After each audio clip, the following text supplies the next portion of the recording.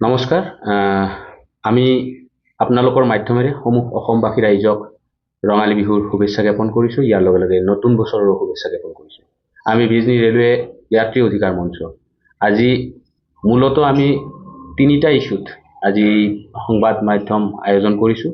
তাৰ প্ৰথম ইস্যুটো হৈছে যে টিকেট, মানে আমাৰ বিজনীত কামৰূপ, তামৰাম আৰু নৰ্থ ইষ্ট এই তিনিখন ট্ৰেইন ৰখে।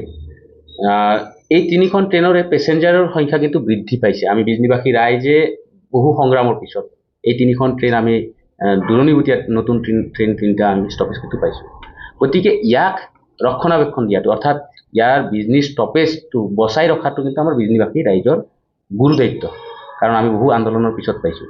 তো তাৰ বাবে ইয়াতে টিকট কটা হয়, ৰিজাৰ্ভেশ্যন টিকট, আমি দেখিছোঁ বা আমি যিটো ইনফৰমেশ্যন পাইছোঁ সেই ইনফৰমেশ্যন মতে বিজনীৰ পেচেঞ্জাৰ বহুত হয়, কিন্তু তেওঁলোকে লোকেশ্যন সিলেকশ্যন কৰোঁতে ভুল কৰে। হয়তো গুৱাহাটীৰ পৰা টিকট কাটে, নহ'লে নিউ বঙাইৰ পৰা কাটে। বিজনীত ট্ৰেইনৰ টিকট কাউণ্টাৰ আছে, ৰিজাৰ্ভেশ্যন কাউণ্টাৰ, তাতে কাটিব পাৰে। আৰু ইয়াৰ লগে লগে ৰিজাৰ্ভেশ্যনৰ টাইমিংটো বৃদ্ধি কৰিব লাগে,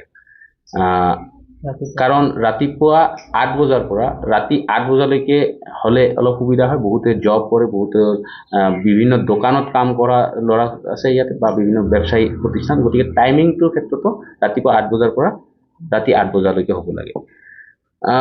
আমাৰ 2 নম্বৰ ইস্যুটো হৈছে যে আমাৰ আৰু 3খন ট্ৰেইন লাগে, কাৰণ ইতিমধ্যে এই 3খন ট্ৰেইনে বিজনী নহয় গোটেই অসমবাসীক দেখুৱাইছে যে বিজনীত ষ্টপ মানে কিমান পেচেঞ্জাৰ হয়। গতিকে আমি কাঞ্চনজংঘা, বেংগালোৰ এক্সপ্ৰেছ আৰু আমাৰ বিজনীৰ এটা স্পেচিয়েল দাবী আছে দেওঘৰ এক্সপ্ৰেছ, কাৰণ আমাৰ বিজনীত জয়গুৰুৰ মানে দীক্ষিত মানুহ বহুত আছে, যিসকলে দেওঘৰ যাব বিচাৰে, আৰু ট্ৰেইনৰ ভাড়াটো বহুত কম হয়। গতিকে দেওঘৰ এক্সপ্ৰেছ যদি বিজনীত দিয়ে, আমি বিজনীবাসী আৰু ব্ৰাইম নথৈ আনন্দিত হ'ম। ইয়াৰ লগে লগে আপোনালোকৰ মাধ্যমেৰে ৰেলৱে কৰ্তৃপক্ষক আৰু এটা কথা অৱগত কৰাব বিচাৰোঁ, যিহেতু ষ্টেচনত মানুহ বহুত হয়, পেচেঞ্জাৰ্ছ বহুত হয়, এওঁলোকৰ পেচেঞ্জাৰ্ছখিনিৰো সুবিধা কিছু দিব লাগিব। আমাৰ দিব পাৰে ইউৰিনেলৰ ব্যৱস্থা, শৌচাগাৰৰ ব্যৱস্থা যদি হয় তাৰ ব্যৱস্থা কৰিব লাগে। ইয়াৰ লগে লগে শ্বেডৰ ব্যৱস্থা, কাৰণ বাৰিষাৰ বতৰ আহি আছে, বিজনী ইনফ্ৰাষ্ট্ৰাকচাৰ মানে শ্বেডছ নাই, শ্বেডৰ ব্যৱস্থা কৰিব লাগে। লগে লগে চেয়াৰৰ ব্যৱস্থা কৰিব লাগে। দুয়োপাৰে টিকেট কটাৰ সুব্যৱস্থা হ'ব লাগে, কাৰণ বৃদ্ধ মানুহসকলে এই প্লেটফৰ্মটো ক্ৰছ কৰোঁতে, দুটা প্লেটফৰ্ম ক্ৰছ কৰোঁতে খুবেই অসুবিধাজনক, কাৰণ বহু চিৰি বগাই ইটো পাৰৰ পৰা সিটো পাৰ হ'ব লাগে, আৰু প্লেটফৰ্মো বহুত ওখ। গতিকে এই প্লেটফৰ্মৰ বা ষ্টেচনৰ ইনফ্ৰাষ্ট্ৰাকচাৰখিনি অলপ ডেভেলপ কৰিব লাগে।